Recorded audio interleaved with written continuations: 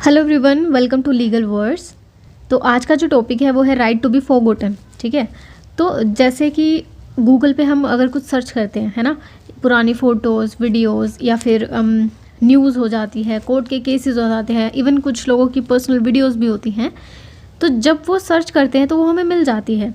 पर मेरा क्वेश्चन ये है कि क्या ऐसा भी कोई राइट है कि हम अपनी पास्ट की वीडियोस हैं, फ़ोटोज़ हैं, न्यूज़ है, अपना नाम है, वो डिजिटल प्लेटफॉर्म से क्लियर कर सकें, यानी कि वो वहाँ पे एग्जिस्ट ही ना करे, इरेज कर सकें वहाँ से।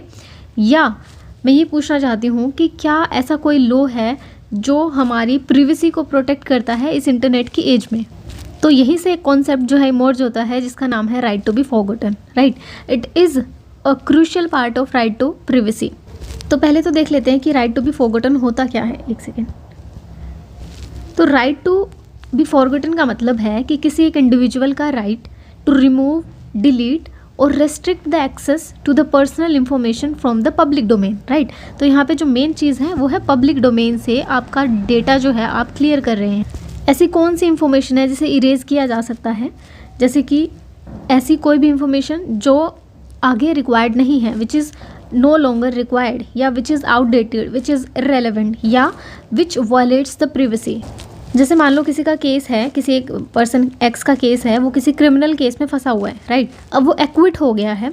तो एक्विट होने के बाद भी मान लो कोई सेक्सुअल ऑफेंस है, पर जब हम वो केस सर्च करेंगे उस बंदे का नाम तो उसमें आएगा। राइट, और इससे उसकी रेपुटेशन पे भी हार्म होगा, है ना। Even though he has been acquitted, पर स्टिल उसका नाम उस केस से तो जुड़ा हुआ है। तो वो पर्सन जो है रिक्वेस्ट कर सकता है, डिमांड कर सकता है to remove his case name from that case data that is stored in the public domain.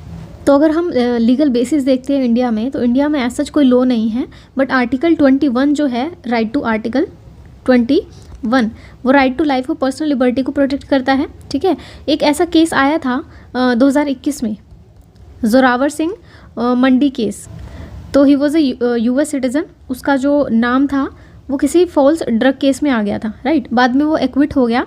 तो दिल्ली हाई कोर्ट की जजमेंट के according right to be forgotten उसे रिकग्नाइज़ किया गया और उसका नाम जो है वहाँ से हटाने के लिए अलाउ कर दिया गया। राइट, एंड इस केस में जो लैंडमार्क जजमेंट है, it is Google Spain versus AEPD। ये आपको याद रखनी है। राइट, और इंडिया के कॉन्टेक्स्ट में अगर हम बात करें, अभी it is not an absolute right. ठीक है, बट सुप्रीम कोर्ट ने अभी इशू को लिया है। ठीक है, और अब फाइनली जो है इस पर डिसीजन आ जाएगा कि whether India recognise right to be forgotten और नॉट। राइट, इस छोटी सी शॉर्ट में इसे एक्सप्लेन करना थोड़ा मुश्किल है। If you want, I can make a detailed video on this topic.